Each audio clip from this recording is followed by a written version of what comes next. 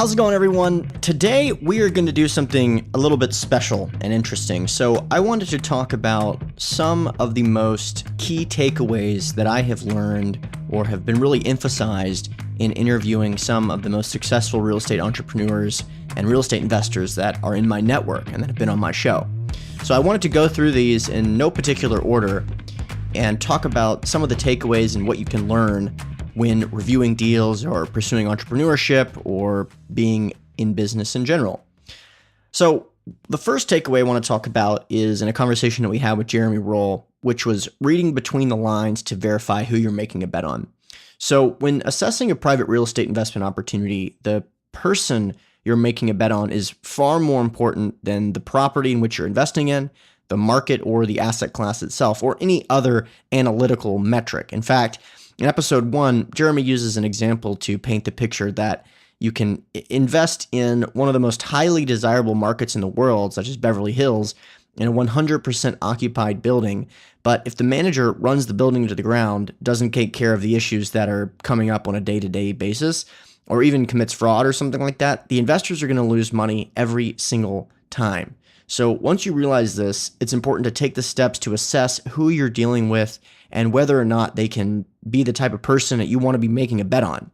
So because of this, it's important to review every word of the executive summary as well as review every line of the pro forma in order to kind of read between the lines and make that decision. So for example, if the sponsor or the manager is using phrases like, "We believe the property is currently 9% under market rent, but we didn't bring rates up to market rents in our pro forma in order to be conservative," that would be a good sign, or what Jeremy calls a green flag.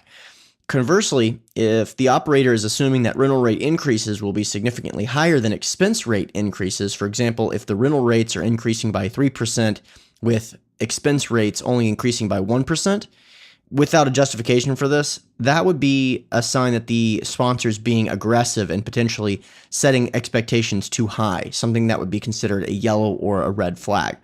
Now, sometimes it can be justifiable that there's a discrepancy between the rental increases and the expense increases. For example, if you're turning a property from a B-class facility to an A-class facility, or you're doing some kind of renovations or something like that.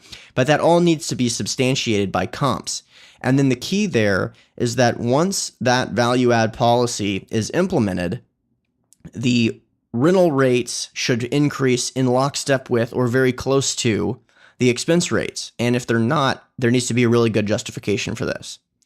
So the second point that I wanted to talk about is from a conversation that we had with Ethan Pennar, which is the 10th episode of the podcast, which is that there's really no length that politicians won't go to keep asset values high. In this interview, Ethan mentioned that since 2009, virtually every meeting and conference that he's attended, the predominant question that everyone wanted to ask him was, when will rates rise and how high will they go? And he has maintained that this is the wrong question to be asking, and that a far more likely situation would be that rates do not have a meaningful increase in the next decade or two. He added that if you've anticipated that rates were to increase over the last few years and had invested according to that thesis, you would have been investing incorrectly. And part of his justification for this is due to the incentive structure for politicians. So most notably, it's very difficult to get reelected as an incumbent if your voting base's homes are underwater or have lost significant value during your tenure. So essentially, the political class has two main levers that they can pull to keep asset values high. They have interest rates and debt. And since 2008, it has become clear that they are willing to go to extreme measures and enter completely uncharted territory in order to manipulate these levers in their favor. So for example, the Fed balance sheet increased from $750 million in 2000 to $4 trillion in 2009. And very few people talk about the implications of this and how this may affect the market. More importantly, what is to stop from it going up to $8 trillion or $12 trillion? It's just inconceivable that the politicians wouldn't do everything in their power to keep rates low as possible in order to keep the game going. Of course, there was a lot of people that were in business at the time that had been in business for 30 or 40 years when the recession happened, and many of them missed the rally because they would have never conceived that something like this, essentially completely unlimited printing of money out of thin air, could take place. But now that we've gone through that looking glass, This is something that investors need to take seriously as a real possibility for the future, especially since a high rate environment would most likely cause devastation across the global economy, and no politician wants to be the one who caused that. And this is coming from someone who maintains that interest rates are the single most important determinant of values of all financial assets. If you know who Ethan Pennar is, that he's one of the smartest people when it comes to this particular topic. So hearing someone say that with his background is truly a heavy statement. Now, the third one is actually not from an interview that we conducted, but it's a book I read about 4 weeks ago, which is Grant Cardone's New York Times bestseller, 10X. And the takeaway is consistently taking massive action will result in massive results. In this book, Grant explains that there is one way to ensure your success in life, and it has nothing to do with natural talents, who your parents are, where you were born, or anything like that. He believes that you can achieve great success by constantly taking massive action while preparing mentally to work harder than you ever originally anticipated. He writes that every project that is worth doing and will have a meaningful impact on your life is going to be significantly more challenging, more time-consuming, and will require more resources than you originally anticipate. So because of this, people almost always fall short. They put forth the effort, energy, and resources that they originally anticipated putting forth, and then the result isn't as anticipated. They believe they failed, so they give up and accept that they have not been able to accomplish their goal. But Grant's answer to this is very straightforward. Before you set a goal or draft a business plan or project anything into the future, multiply that goal by 10. Then visualize what it will require to accomplish that 10x result. Write it down in detail. I'm talking about things like time, energy, resources, infrastructure, employees, contractors, everything. Write down the steps it would take to achieve all of those things. And then once you've written out your list of 10x goals, take the action required to accomplish that and don't stop until you've done so. And part of Grant's argument is that even if you only accomplish 50% of your 10x goal, you'll still accomplish 5 times more than you were going to in the first place. Now, part of the real power behind this book is that visualizing what it would require for you to 10x your goals is an incredibly powerful process called mind mapping. Let's say, for example, that you had a goal of purchasing $20 million of real estate next year, which you believe would require 100 investors. So instead of preparing yourself mentally, financially, emotionally to attract that number of investors, consider what it would require to attract 1,000 investors. Now, when you first see that number, it's going to surprise you. It's going to seem very unrealistic, but the more you familiarize yourself with that number, the more realistic and achievable it becomes. Now, don't get me wrong, buying $200 million worth of property is no easy task. But the point is, you are starting to mentally prepare yourself for the work it would require, which is where most people really fall short. And reading this book has significantly impacted my goal setting for the next 1 to 3 years. It's one of the most powerful books I've read, despite the fact that the concept is very straightforward. There's a tremendous amount of studies out there confirming that what you put your mind to will manifest in reality, especially if you're very focused on it. And if you don't believe me, write down your 10x goal and look at it every night before you go to sleep and every morning when you wake up. And you will notice that every day it becomes more and more realistic and achievable because your brain is starting to map it out into reality. So it's definitely a very powerful takeaway. So the fourth takeaway is something that took place in episode 8 with Nikhil Nardhani, and that is there's always staff available that can help you achieve your goals. One of the major mistakes Nikhil and a lot of real estate entrepreneurs make is not removing underperforming staff when it's clear that they aren't going to be able to execute. Now, it's true that everyone deserves a chance, but what a lot of people or managers, sponsors, investors forget is that there is always someone out there that is capable of doing the job efficiently. And this is particularly important if you are investing in distressed assets where the property needs to be turned around as quickly as possible and the turnaround process is significant. One of the reasons that managers are slow to fire staff members is that they don't have a system in place to effectively analyze their staff's performance. So every quarter or every month, you need to be analyzing your staff to ensure that you have the right people in place in order to achieve your long and short-term goals. If there is a change that needs to be effectuated on a property, it's also really important to make sure and follow up and verify that the task is actually completed. There's a lot of times where managers make the mistake of crossing it off the to-do list simply because they have asked an employee to accomplish the task. The reality is the task should never be marked as completed until you have verified via bank statements or financial documents or photographic evidence, something like that. And if you fail to verify, you're going to always be leaving money on the table. Money or time, right? The two most important resources in business. The old adage of slow to hire, quick to fire is really important. When you look back on your career, don't let your regret be that you paid the wrong people for too long, because at the end of the day, it's going to help them in the long run too. There are many people out there that don't know what it takes to deliver excellence because it has never been asked of them before. So sometimes people need to learn what it takes to be involved in a successful real estate company or a company at all. And again, obviously, no one wants to be the bad guy, but it's important to remember that there is always someone out there that's capable of helping you accomplish your goals. So the fifth takeaway is from episode 7 with Peter Fisher, and it's really to make sure to review and understand the distribution schedule of any investment. It's very important because there are several details that can make a significant difference in the outcome of the distributions of any investment, especially over the long term. So here are a few questions that you need to understand the answers to. Is there a preferred return? What is the split above the preferred return? Do cash flows from operations during the hold count as a return of capital and therefore decrease preferred return owed for future quarters? Does the split to the sponsor start once the preferred return is achieved on an annual basis, or do investors need to experience a total return of capital plus the preferred return before a split is implemented? Do unpaid preferred returns accrue without interest, or do they compound at the preferred return rate?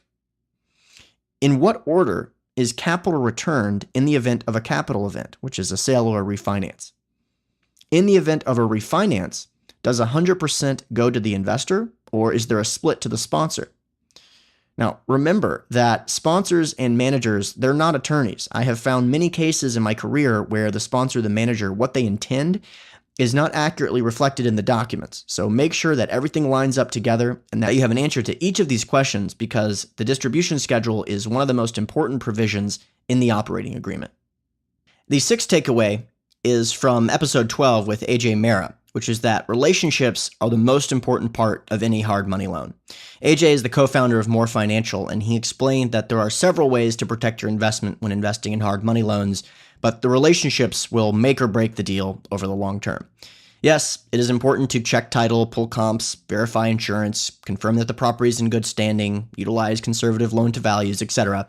But at the end of the day, it all comes down to your relationship with the borrower. So the first thing you need to verify is the borrower's track record, and to ensure that the track record they provide is accurate.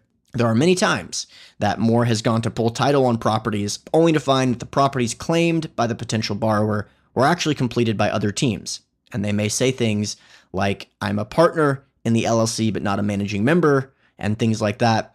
But when you're talking to borrowers that are using misleading tactics like this, it is a red flag in terms of making a bet on the right person, and you should probably just move on. When establishing who to lend money to, it is really an integrity check more than anything. The way that they handle their business is the way that they handle their contractors, it's the way that they're handled their lenders, etc. So if the borrower's integrity is off, the deal shouldn't be funded regardless of the numbers.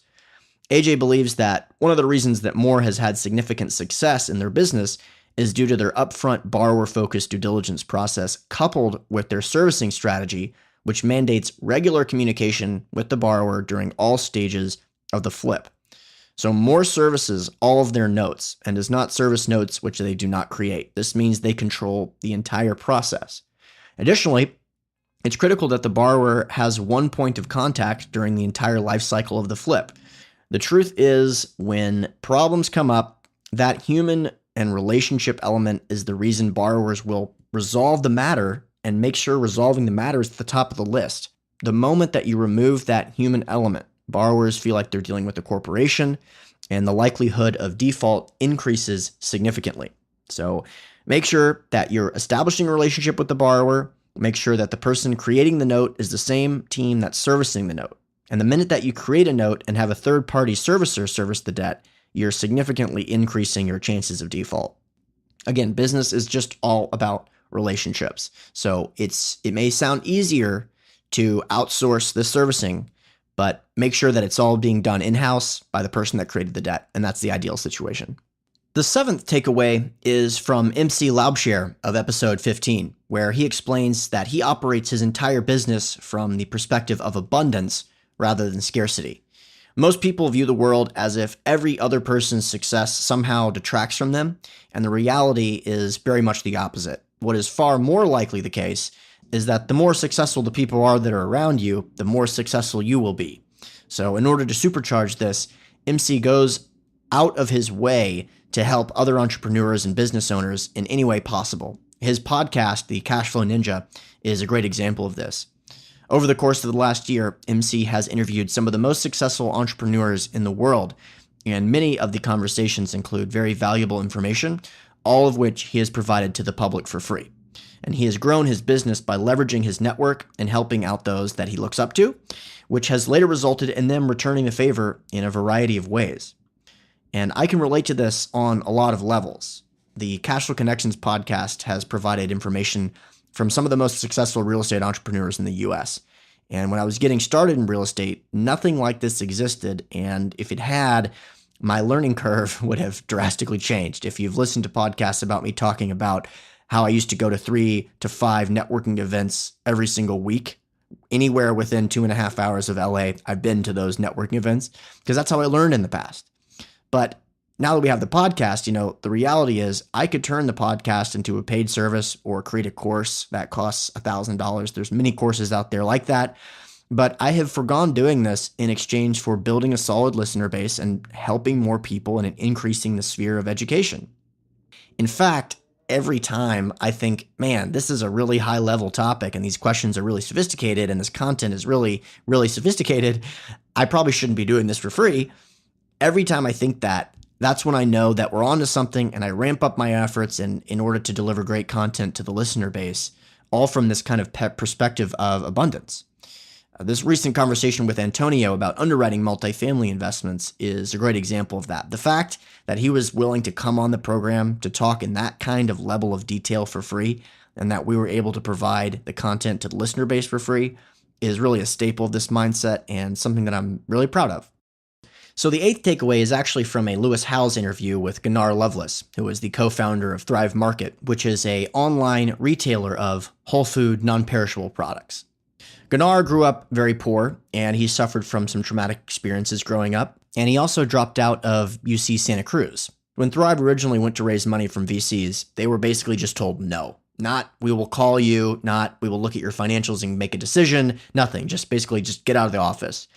And after doing a lot of reflecting, it became clear that one of the driving reasons for this was that Gunnar was being inauthentic about who he was during his pitches. Keep in mind, when you're going into meetings with the top VC firms in the country, many of these individuals have Ivy League backgrounds and Wharton MBAs, and that's just not his background, and it made him feel like he couldn't really be himself. But when people see that you're being inauthentic, they sense the inauthenticity, but they don't know what it's coming from. They don't know what's causing it. They don't know that this guy is insecure about growing up on a hippie commune. They just assume the worst. And when they assume the worst, that results in get out of the office.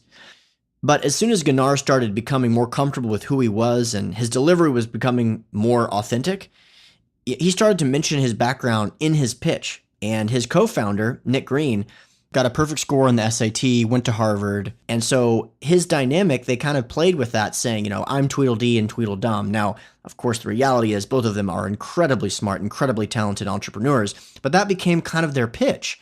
And when that happened and they started to be more authentic, the money started to really roll in. And in 2016, Thrive Market closed a $111 million Series B. So obviously Thrive has been able to execute, right? And so that's really helped their growth. But at the end of the day, they wouldn't have even gotten to that point if they didn't reevaluate and be more authentic. So be authentic in every communication when you're talking to investors or employees or friends or family members. And that is very practical advice. This doesn't sound like something that's, all you got to do is do this and you're going to have a better life. The reality is, it is some of the most practical advice that you're ever going to get.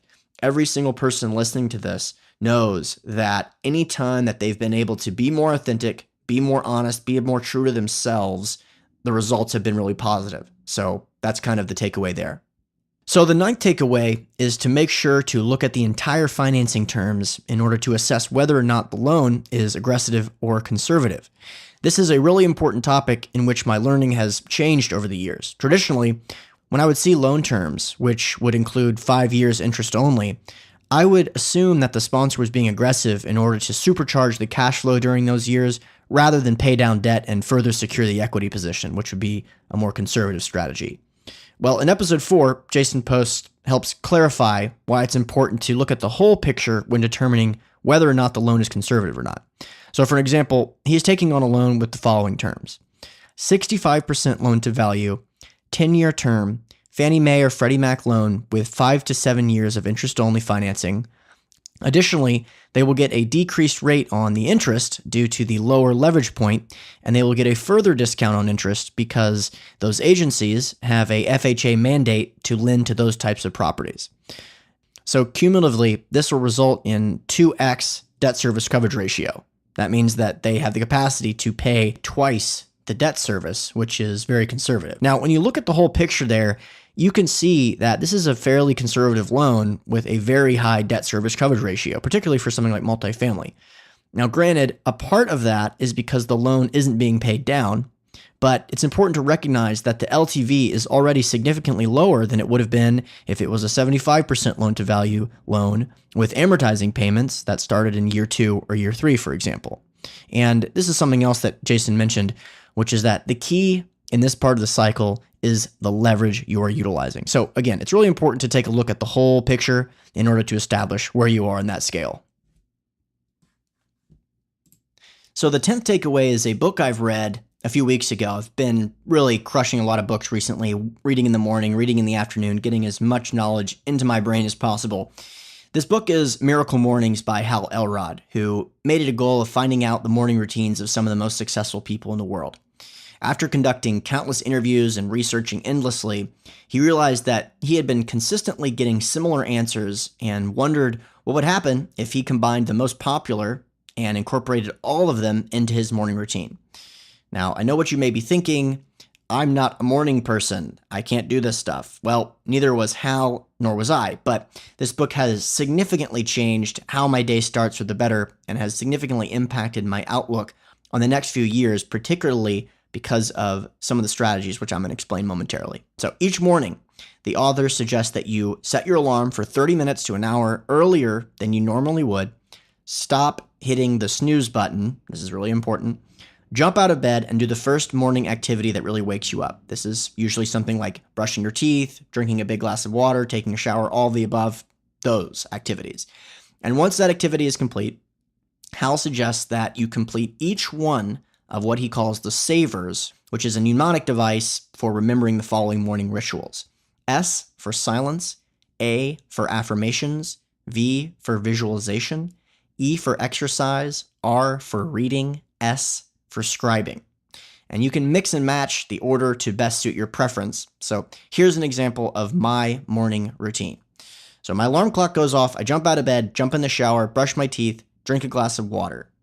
And then I complete closed eyes meditation for about 40 to 50 breaths. This is my S for silence. The reason I count breaths is I want the time to be limited, but I don't want an alarm going off. And I also want to be able to control when it's over. So if I want to do 40 or 50 or 60 breaths, if I want to take slower breaths to make it last a little bit longer, I can do all of those. Then after this, I journal for about 5 minutes and write what I'm grateful for, as well as my affirmations and what I'm looking forward to accomplishing. Then I put on whatever audiobook I'm currently listening to and go to the gym. This is for exercise. It's usually something similar to 25 push-ups, 10 pull-ups, and 1 set of abs. And this is just really something that's quick, get your heart racing, and if you do this, walk into the gym and leave 3 minutes later, most people are going to think that's your whole routine, which certainly not mine, but it's just really something quick to get your day started. And after that, I have a protein shake with a banana, and my day is started. Now, it's worth mentioning that I'm not a new age, hippy-dippy type of individual at all, but as I mentioned before, visualizations and affirmations and positive thinking, They have all been scientifically proven to carry incredible benefits in terms of health and wellness and success. So think of Olympic athletes, for example. Why do you think that Olympic high jumpers close their eyes and visualize their jump before each attempt? It's to go back to what we were talking about earlier with mind mapping. They're mapping their mind for what's about to take place in reality. And if you don't think this is for you, that's fine. I was a skeptic at first, but try it for 30 days and let me know your thoughts. I mean, what's the worst that can happen? You get a little bit less sleep and you get a lot more accomplished in more efficient process. Well, that will wrap up the 10 things I have learned from some of the most successful people in the real estate game. Hopefully you enjoyed this episode. I know it's kind of a unique structure, but always looking for feedback. So if you thought this was cool, definitely a cool way to spend 30 minutes, get a bunch of high-level content downloaded as quickly as possible in a concise measure. Let me know if you liked it. Shoot me an email at info@cashflowconnections.com or hunterthompson@cashflowconnections.com. Thanks a lot.